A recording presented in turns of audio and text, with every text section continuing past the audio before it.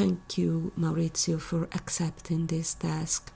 The Book of Kells is an extraordinary piece of art. In 340 folios, which means 680 pages, it contains the full transcription of the four Gospels Latin version according to the Vulgata by Saint Jerome, with a few interpolations taken from the so-called Vetus Latina. On a high-quality vellum, the richly decorated text is written using the insular script, which consistently influenced the mainland European history of illuminated manuscripts. Currently, we do not know the exact origin of this manuscript, but it is ascertained that it was produced by monks associated with the monastery of Iona, and with St. Columba's cult as well, either before its destruction by Viking raids and later taken to Ireland by the survived monks, or after the Abbey of Kells foundation, whose building took from 807 to 814 its consecration's date. Nowadays, the manuscript is on display at the Trinity College in Dublin. Hello, my name is Rebekah Cochell. I have a Master's of Fine Arts degree in Studio and Digital Arts with concentration in graphic design. I'm an adjunct instructor at Liberty University and a freelance artist. I've been living in Bavaria, Germany for the past 2.5 years, where I travel and I photograph places and later paint them. And that's been the passion of my artistic endeavors lately. Last weekend, I visited Lucerne, Switzerland, which was very exciting for me since Lucerne is a place where the images that I'm using for my slide were printed. This lecture, The Book of Kells as a Semiotic Model for Modern Book Design, explores how this beautiful book can provide not only artistic inspiration for today's books, but provide practical design information for book design based on human cognitive processes. How the human creates meaning from looking at a page is truly miraculous and intriguing. In this lecture, I will explain how looking at the historical practices of bookmaking, such as employed in the Book of Kells, can enhance book design by increasing reading comprehension and retention of the material. The results of my research were the basis of my thesis, Easily Read, Easily Forgotten, Reassessing the Effects of Visual Difficulties and Multimodality in Educational Text Design. Before I begin with the technical aspects of this research, I want to give you the background of how and why I began it. I think that often the process is just as important as the end product. I've always been fascinated by everything medieval. The Book of Kells has always captivated me with its beauty and mystery. One of my favorite movies is the animated masterpiece, The Secret of Kells. It's right next to Studio Ghibli's Howl's Moving Castle and The Last Unicorn. Ironically, when I visited Dublin in 2018, I was very excited about seeing the Book of Kells. However, it was not on display. It was going through some restoration and preservation processes. I have that type of bad luck. However, visiting Trinity College, the library, and the rest of the Kells exhibit were all amazing. As I was working on my thesis, I knew I wanted to research this ancient text. I believe it is important to look at the culture of the Celtic monks, the ones who made the Book of Kells, in order to truly understand the importance of the Book of Kells and other illuminated manuscripts had for their culture. Beginning my thesis research, I had recently moved to Bavaria, and nearby is the city of Regensburg, home to one of the most beautiful Gothic cathedrals I have ever seen. At the same time, I was reading a book, How the Irish Saved Civilization by Thomas Cochell.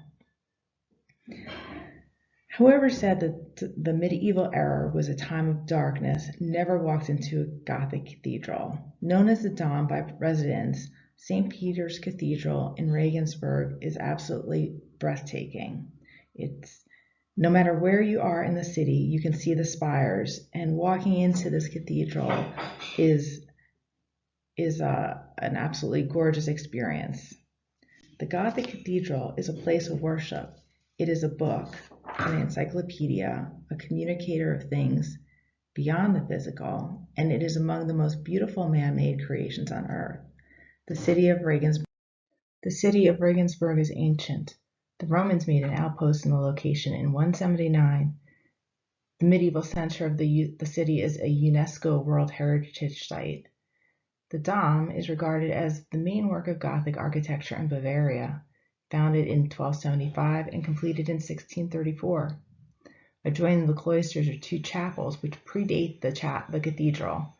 One of these, known as the Old Cathedral, goes back perhaps to the 8th century and was established by Irish monks. A visit into the crypt below the cathedral revealed something that surprised me. You would expect the typical stones that mark a deceased bishop or priest, and those were there, but in this crypt were columns also that had been excavated in recent years with what appeared to be Celtic scrollwork. Were these from the original structure, a Celtic monastery dating back to the 9th century? Were these remains from the Irish monks who came to Germany as early as the 600s in the early Middle Ages? And this monastery that was here had a library. The fact intrigued me that this symbolic book, this cathedral, was built on the site of an ancient library of books. Celtic scribes created books that encompassed function and form in a seamless, mysterious beauty. Celtic monasteries were schools of literacy as well as religion. They taught the love of reading and writing, the love of education, and the love of books. Could a medieval book, or the culture that created it, impart insight for today's book design? So there were two aspects of manuscript creation executed by the monks I wanted to consider: the culture of learning and the artistry of the scribes. In Thomas Cochell's How the Irish Saved Civilization, the migration of the Irish monks began with a quest for Roman books. After the Christianization of Ireland, abbots and monks grew a love of the letter, and their love of the letter was infectious. Christianity brought literacy to Ireland, a land where there was no written language before, other than a type of prehistoric letters called ogam. Within a generation, they mastered Greek, Latin, and a rudimentary Hebrew. They devised a grammar for their own vernacular. They copied scripture, and they also copied any codex they could get a hold of. They recorded their native oral literature. According to Cochell, and I quote here, during the height of the Celtic civilization during which the Book of Kells was produced, Ireland was the only place in Europe where books were being produced at all. By the 5th century, when Rome was diminished and the copying of books had ceased elsewhere, the Irish monks began to leave their native land to find books to copy. They even traveled across Europe to establish monasteries, complete with scriptoriums and libraries across Europe. It was similar to how today you can find an Irish bar in every town. These monasteries were everywhere. The Book of Kells, a copy of the 4 Christian Gospels, is the most famous of the codexes. Dozens of others survive and can be found in England, France, Switzerland, Germany, Sweden, Italy, and even Russia. So in Europe, manuscript creation developed in monasteries in Ireland and then the surrounding islands. These monasteries were vibrant cultures, centers of learning, just as much as centers for prayer and penance. Manuscripts were illuminated with gold paint and illustrated with interwoven imagery, and texts were created in the workshops of these monasteries. To sum this all up, Cochell writes, wherever the Irish went, they brought their love of learning and skills in bookmaking. They reestablished literacy and breathed new life into the exhausted literary culture of Europe. And that is how the Irish saved civilization. So I would like to examine how the Celtic culture of literacy changed the world in the medieval era and how these books can influence our literacy today. One of the most interesting things about the methods of reading and writing of these monks were their slow, deliberate, and methodical ways. We know what the scribes We know that the scribes took excessive amounts of time to write and illustrate each page. However, this slow and deliberate methodology crossed over to the reading as well. The medieval approach to reading was a slow, deliberate, and meditative practice. The practice allowed the reader to ponder and process the meaning of the material. The interaction of word and image delivered meaning to the medieval reader as the reader slowed down and considered the semiotics on the page. Analyzing the page design of the Book of Kells provides insight into the practice of book design of a culture that embraced education in a time when learning could have become obsolete in the European West. The insight of how the Irish medieval reader found meaning from the pages and design through a slow, deliberate method can aid today's book design through deliberate methods, which bring meaning through multiple interactive components. Reading, as well as writing and illuminated, were sacred undertakings. Kieran Hayes wrote concerning the Irish approach in A Light in the Darkness, Theologies in the Book of Kells. Illuminated manuscripts grew from love of the book and of Scripture, specifically the monastic practice of Lectio Divina, sacred reading, a slow, prayerful reading of the text, falling in love with it, allowing your life to flow into it. The practice of Lectio Divina resulted in a mental digestion of the material.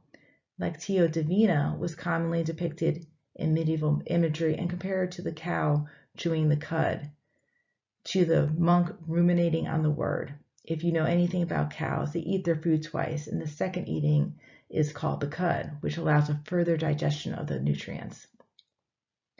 This deep meditative process was not limited to the reading of the words, but writing as well. The writing process became a spiritual practice, a meditation requiring profound silence, stillness, and attention. A monk's transcription was not just a passive act, as with Lectio, it evoked an intellectual and emotional response in the monk. As a result of the deep spirituality imbued within the task of writing, the imagery was intentional and encompassing more than just intellect. Scholars before the 1960s assumed the images in the Book of Kells were random and grotesque, merely decorative or having meaning only for the scribe. More recently, research and analysis have revealed deep symbolic meaning within every image and detail of the manuscripts. For the medieval mind, symbols represented a reality greater than the present one. Understanding the manuscript's iconography as exegetical is consistent with the scholarship of its time. One must understand that Christianity grew out of Judaism, which banned direct representations of the divine, and this carried through to the Celtic manuscripts. Their creative imagination developed a structure of symbolism as a link to the unseen powers of the universe. The force of religion was central. The spoken word itself was held to be a medium for the act of creation. Numbers and letters were considered to have supernatural significance, not just as numbers and letters, but as secret signs, ciphers, and codes.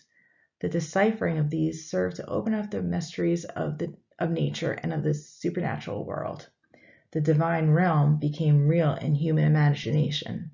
Intellectual fervor sought to comprehend, to visualize, to represent, as well as to believe. The Book of Kells' symbolic method of imagery as a tool of explaining spiritual truths may seem odd to the modern reader, since it entwined knots, swirls, and strange creatures that embrace the text of the Book of Kells do not appear Christian. Some scholars have assumed this shows the influence of pre-Christian Celtic culture. Scholars have concluded that this is a simplistic interpretation, and Christian iconography always relied on the mode of visual signifiers that preceded it. But today, the modern reader may admire the beauty of medieval manuscripts, but since we do not have the same worldview or symbolic understanding, the imagery may not enhance the comprehension of the text. The medieval reader would have understood the symbolism and how they spoke about the words in the text. Hayes maintains that in Kells, word and image are responsive to one another, word inspiring image, and image commenting on and drawing out the latent meanings of the words. Often letters became images, and images became letters. The imagery is not just superficial decoration designed to make the book attractive. It is loaded with symbolism and deep theological significance. It wants to draw you into its world, not just intellectually, but visually, viscerally, and emotionally. It is immersive and contemplative. However, we know that the Book of Kells was not meant to be read, especially on a regular basis. It was most likely used as a relic during special feasts and services, and the priest's reading from the book would use the pictures and images as markers to recite from memory. Despite its function as a sacred relic used only for liturgy, it exhibits the mentality of manuscript production of the time. The mentality of the Irish scribes did not allow letters to be just letters. Letters were symbols, and often their placement and function imparted meaning. Likewise, images held symbolic meaning, and the interaction between words and images wove meaning. At this point, I'm going to switch gears. Up until now, I have spoken about the culture of the monks who wrote the Book of Kells and about the symbolism of the interwoven words and images. I want to talk about another aspect of the manuscript, and truly this is an aspect of all ancient manuscripts, the fact that it is handwritten, and for the Book of Kells has extraordinarily beautifully handwritten letters. We do not use handwritten letters in our books today, and if we do, it's only for titles. I had previously come across research that suggested that there is evidence that the fonts we traditionally use for book design may not be the most advantageous for reading comprehension and retention. In contrast, letters that are more difficult to read can enhance reading outcomes. This is called the DISFLUENCY effect, and I will discuss this in detail in a few minutes. In a nutshell, the DISFLUENCY effect claims that letters that are difficult to read are advantageous for positive reading outcomes. One of the reasons for this is that difficult letters, the more difficult a letter is to read, it causes the reader to slow down and mentally digest the meaning of the page. Disfluent letters cause a similar mental processing that the Irish monks utilized. So this became the crux of my research. Disfluent fonts are only one way to initiate a deeper cognitive processing during the reading process. The Book of Kells reveals insights into a bookmaking culture flowing from a method of slow contemplative reading. It would be quite impossible for any reader in any time to speed read a page that includes such intricate symbolic imagery that interacted with the text. Irish medieval manuscripts employed a semiotic multimodal approach of design that imparted meaning to the reader and writer. Although it is impossible to know the level of reading comprehension or retention that medieval readers of Irish manuscripts had, we know that the result was a deep processing of information. Understanding how multimodal semiotics affect reading comprehension today is important in understanding how similar methods of page design would be effective for today's educational material. My big question became, what if the words we read easily are just as easily forgotten? If this is true, all of our educational texts and books are not designed optimally. E-readers have an advantage because you can change the font, particularly if it's to a dyslexic-friendly font, which is Disfluent. But the majority that are programmed are very easy to read and are chosen for that purpose.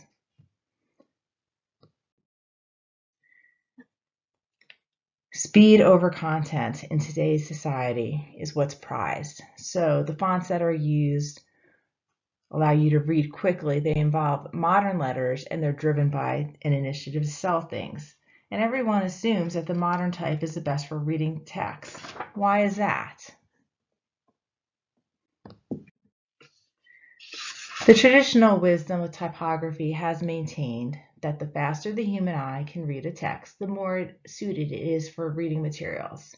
However, recent research suggests that disfluent or difficult to read fonts result in significantly improved reading comprehension and retention.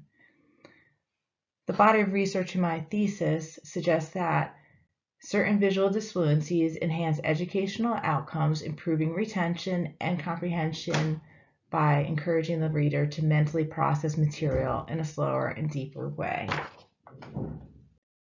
This research question led to more. Can a study of Celtic medieval manuscripts benefit modern design? And with that, for this presentation, I went out of order. Are handwritten letters disfluent? Do handwritten letters increase reading comprehension and retention? Can interactive imagery on a page increase meaning and understanding of the text? What are theories of semiotics and how can it inform the visual solution? For my literature review, these were the topics I covered. And to the right, you can see Trinity College, because that's really what started my desire to begin this research. The disfluency effect research, reading handwriting research, medieval design, inspiration in modernity, Celtic medieval culture in the Book of Kells, semiotics and multimodal design, digital versus physical text. And that is whether disfluent text and interactive imagery, whether these aspects change when you convert things to digital text. Reading is an intriguing and complex process. Letters form words, and words form meaning in the reader's mind through a complex series of cognitive actions. To break down the influence typography has on the process, it is necessary to understand the different terms that refer to letter readability. First of all, legibility refers to the ease of identifying an individual letter form. Readability is the ease of identification of letter groups during the act of reading, and fluency refers to the subjective perceived judgment of ease or difficulty when presented with a text. These three terms are interdependent, but most of the time fluency and legibility go hand in hand. Fluency can be influenced by the font style, color, value contrast, size, weight, and other aspects of letter design, which can cause the reader to perceive an ease or difficulty with reading. For the purpose of this research, I focus on the fluency of the fonts themselves, not other disfluencies such as letter scrambling or fuzziness. Two aspects affect fluency: novelty and perceived difficulty. Another point is that a letter may be legible but novel and therefore disfluent. The clarity of terms are necessary for the graphic design aspect of this research, but within the cognitive research literature, the terms disfluent and illegible are often used interchangeably. One of the governing principles of typographic design determines that fonts in reading material should be easily read, as I discussed. Letters are more difficult to read or disfluent are thought to be a distraction from the content. While this holds true for material that needs to be read quickly, such as road signs, it's not true for educational purposes. Traditionally, illegible or disfluent fonts were thought to hamper the reading process, therefore inappropriate for books and educational texts. This assumption was based on research that began in the 1920s. This research focused on the speed of reading as well as the rate of blinking, indicating eye fatigue. The quicker one read with the least amount of blinking determined the best fonts for reading. This type of research makes logical sense in today's world where quantity and speed of everything is valued over quality. However, in the educational realm, this has resulted in a method of learning often called binge and purge. Students cram a massive amount of facts in their heads for exams, and once a task is complete, purge the information. They do not retain the bulk of information they learn. What is easily read is easily forgotten. Several studies have indicated that disfluent fonts have positive effects on reading comprehension and retention of the material. This has been called the disfluency effect by field experts and contradicts traditional methods of book design. Disfluent fonts decrease reading speed, one of the reasons why books are printed with fluent fonts. Researchers have attempted to explain the reason for the disfluency effect. One theory is that the perceived difficulty of the text causes the reader to exert more effort, which results in a deeper mental processing. Another theory suggests that disfluent fonts evoke a higher level of mental processing due to the increased textual interaction. In either case, the disfluency effect results in a deep cognitive processing. It is this deeper processing that occurs post-lexically, after a word has been identified, that drives the disfluency effect. A direct effect that this deep mental activity has on the reading process is a decrease in mind wandering. Mind wandering negatively affects reading comprehension. In two groundbreaking studies, as I've highlighted here on this slide, Dieman, Yaman, Oppenheimer, and Vaughan analyzed the effect of disfluent fonts, specifically Monotype Corsiva, Bodoni, Comic Sans, and Hottentwiler, on educational outcomes. The bold, italicized, and disfluent fonts were found to have positive outcomes for learning when compared to fluent Arial. Their research has demonstrated that student retention of material across a wide range of subjects and difficulty levels can be significantly improved in naturalistic settings by presenting reading material in a format that is slightly harder to read. These experiments took place across various high school classrooms and demonstrated long-term retention through improved test scores taken weeks after students were presented with the material. And that's all great, correct? But what happens when there's students with learning difficulties? Will the same remain true? We need a consistent positive effect for learners of all styles. Well, and for disfluency effects for ADHD and dyslexia, there were studies that were done. In 2014, the effects of background noise while reading disfluent text were analyzed. The study found that background noise inhibited retention and comprehension with the easy-to-read font, but not the hard-to-read text. The study determined manipulating the task difficulty by using a disfluent font resulted in enhanced reading comprehension while working in a noisy environment. The author concluded that this could have a significance for students with ADHD. Research has indicated that students across the ability spectrum demonstrate a significant improvement in retention and recall when presented with information in a disfluent font. Significantly, French revealed in his research in Britain that students with dyslexia were found to increase their scores by 19% by reading disfluent fonts, as opposed to an 11.5% improvement seen in the test scores of students without dyslexia.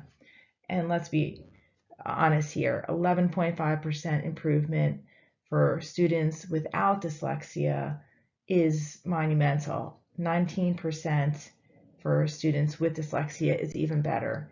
The benefits are universal, it seems.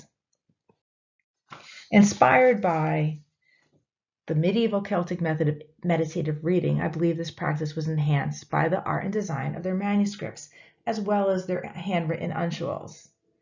However, there would be no way of proving if medieval calligraphy was disfluent for the medieval reader. One of the issues concerning the validity of disfluency is that familiarity may decrease the effect, and for the medieval reader, handwriting was all they were familiar with.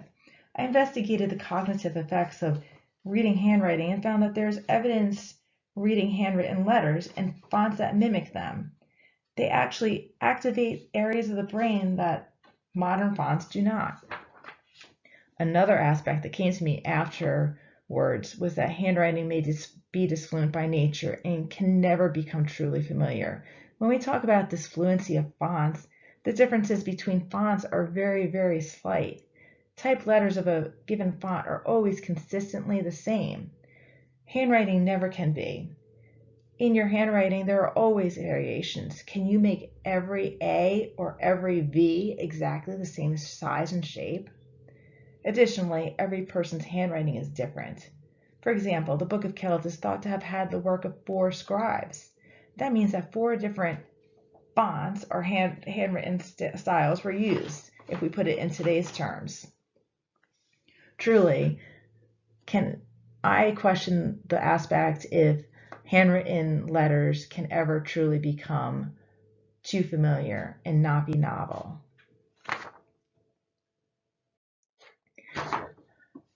The next step I took was an analysis of the studies that showed both disfluency effects being positive and negative. I wanted to see what type of fonts seem to show the benefits. I created a graphic organizer to help me analyze the results so I can determine what font characteristics enhanced these outcomes and what did not. The fonts that resulted in a positive disfluency effect tended to mimic handwriting. The disfluency resulting from light-colored gray fonts did not enhance reading outcomes, nor did the majority of script fonts that were used.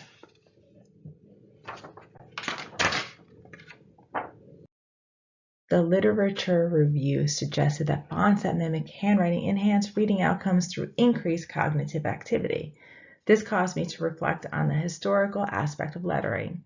Before the printing press, everything in the Western world was handwritten. During medieval times, the Celts were known to travel throughout Europe and bring their love of education and books with them.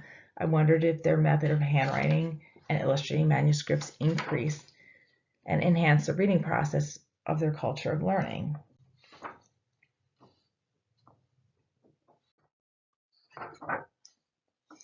For we know now that medieval manuscript design encouraged the reading culture nurtured by deep contemplative and slow reading methods, enhanced through semiotic images, letter pictures, text, and design.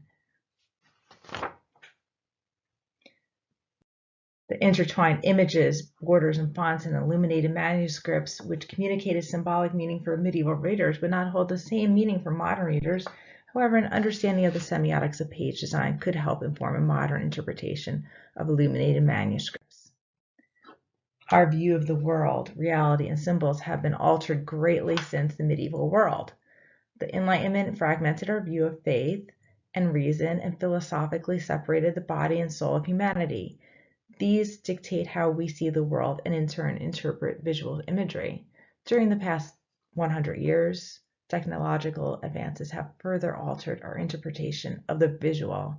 During the past 2 decades, the world has become a global community, despite the barrier of languages. As shown through the universal usage of sign systems such as text emojis, certain images and symbols have become a universal form of communication. Reading is a semiotic process. A reader constructs meaning by viewing a sign which signifies an object, translating this sign into meaning. Meaning does not derive from the surface of words or letters alone, but from the intentions of the writer, and most importantly, the interpretation of the reader or viewer. Images and text mean things because readers bring experiences and understandings of images, language, and the world to them when reading. Irish medieval manuscripts employed a semiotic, multimodal approach of design that imparted meaning to the writer and reader. Although it is impossible to know the level of reading comprehension or retention that medieval readers of Irish manuscripts had, we know that the result was a deep processing of information. Understanding how multimodal semiotics affect reading comprehension today is important in understanding how similar methods of page design would be effective for today's educational material. I want to encourage everyone to do a little research on William Blake and look him up. His work is considered a modern interpretation of illuminated manuscripts and a precursor to the graphic novel. He wrote in the early 1900s and illustrated as well. And while I will not go into detail here because I'm giving a lot of information, otherwise, I encourage you to look up his works if you're not familiar. As I researched how Celtic manuscripts could influence modern design, I learned that scholars compared the graphic novel to illuminated manuscripts. The graphic novel combines fonts that replicate handwriting and images to create meaning and tell a story. Often the two interplay to create meaning that would not be the same. They utilize a similar semiotic approach.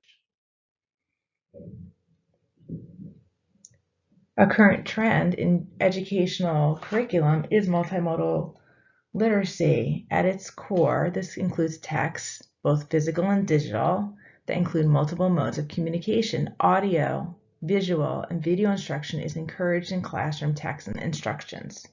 Students are prompted to respond in multiple modes.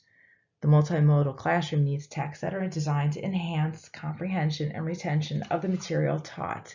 Instructors need to be trained to use these materials effectively. Multimodal text in the classroom legitimizes illustrated books, comic books, audio books, and reading out loud to students. This is encouraged not only in elementary, but in the high school classrooms. This also legitimizes the usage of literary graphic novels in the high school literature classroom. My project not only included research, but also a visual solution to the questions I answered and the problems I found. I decided to illustrate the classic poem by Robert Browning, The Pied Piper of Hamelin, and illustrate it in a way similar to a graphic novel using the semiotics of page design that the Book of Kells used. And I wanted this book to be for a high school classroom. Disfluent fonts are not typically used in classroom materials and text. This is especially true in the high school classroom. The use of inexpensive trade books printed in fluent fonts has not changed. And this is specifically for the American high school literature classroom.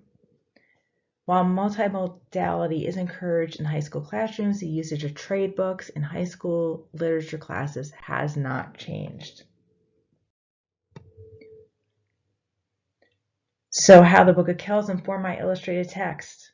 I used disfluent fonts. I chose one similar to Edward Johnston's calligraphy hand that he created in the early part of the 1900s.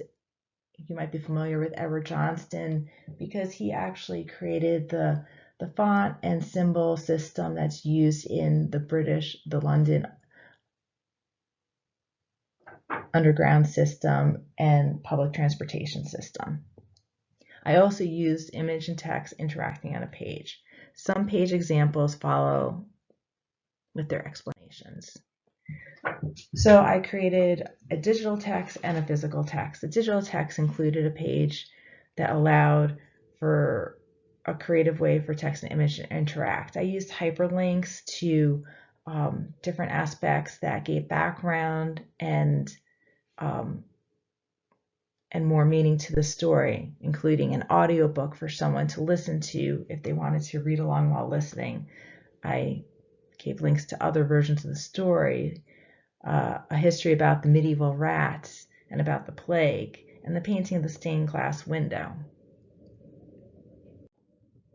For the cover illustration, I chose to mimic a stained glass window. I hope this would further aid discussion when the readers discovered that there was a stained glass window that told the Pied Piper story. This stained glass is now has been destroyed, but there is a painting that is a replica of the stained glass that you can find online, and that is one of the main ways that this legend has remained such a huge story throughout all the centuries. The final illustrations resulted from many revisions, critiques, and problem solving. Initially, I had tried to use the marginal borders and tried to bring that into this text. For various reasons, I kept with a simple border. My images utilize black space and texture to suggest elements of wood carved print. The inspiration of Aubrey Beardsley's art can be found in the tree foliage and hair tendrils in this image.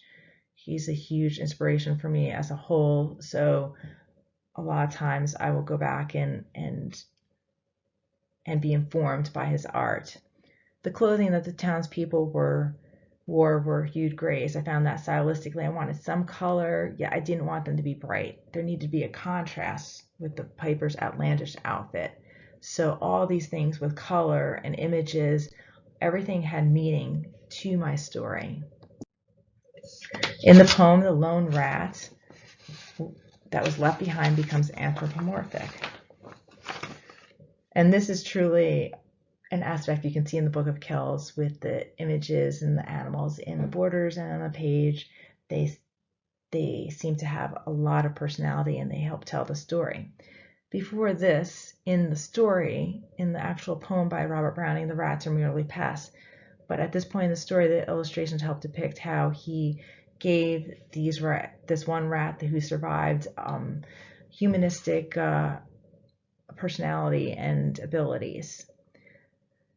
The waves in the bottom of the picture plain resemble Japanese wood prints of waves. I kept the line quality and colors consistent so that the style would blend in with the rest of the pages. The drowning rats are nearly hidden and require an observant eye, like on hide and seek.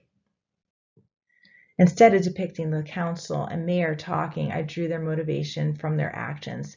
I used symbols for their actions.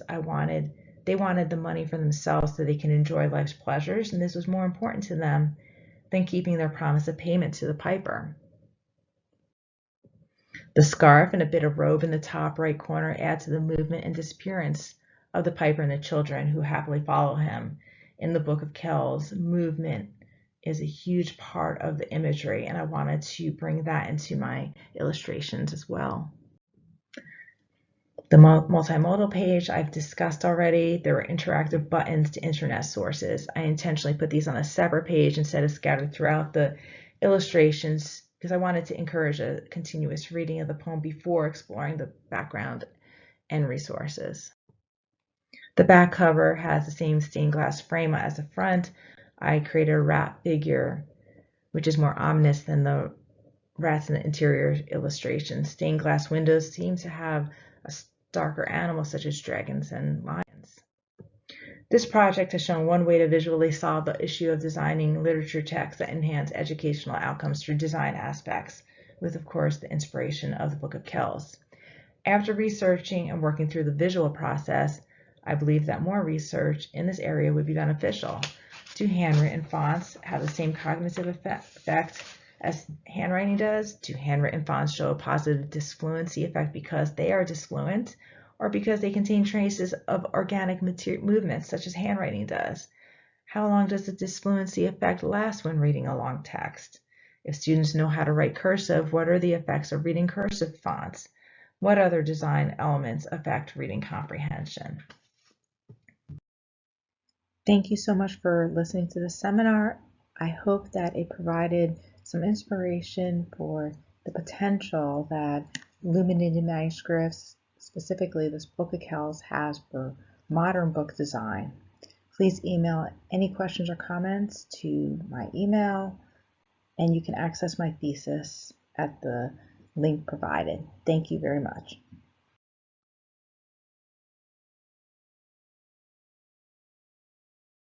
I would like to thank you, Rebekah, for this interesting and very inspiring and stimulating lecture.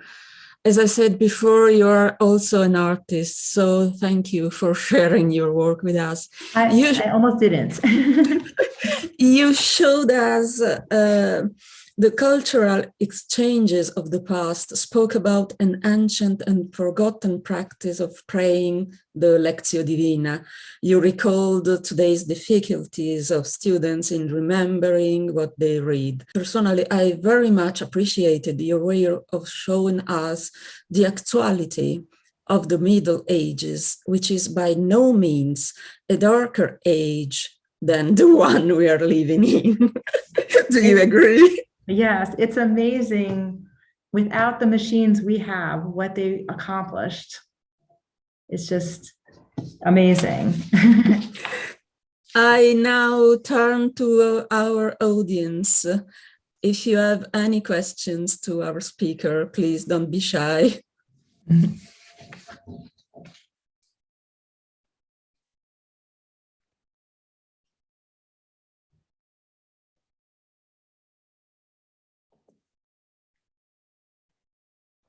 No questions at all? No questions at all. Well, I'll just summarize everything then, if that's okay. Thank you. Yeah. I wanted to ask a question. Okay. May I ask a question? Yes. Yes, of course. Yeah, okay. I would like to know from Professor Cochell if she's tried to use the Book of Kells in her didactics with dyslexic students or not, just to improve their reading capabilities through reading the images. Well, I have not, but I have I'll go backwards with that. I think that Edward Johnston had the idea when he wanted to bring back a renaissance of calligraphy, because I think the actual writing of the uncials in the book of Kells would be beneficial to helping dyslexic students not only write, but actually improve reading as well. So my own son has dyslexia, so that's part of the reason why I have such great interest. And I have taught some students who gain confidence through, and closely related to dyslexia is dysgraphia. And I found that dysgraphic students, when they learn how to draw, they can't write letters, but they can learn how to write calligraphy, and they can learn how to draw because it's a different process. So I think the process is employed by the Book of Kells, but I think that the actual uncials themselves may be a little too much for them to actually read through. It's that slight difference of DISFLUENCY that would be more beneficial for them. But I would be interested in trying. Okay, thanks. Is there any other questions?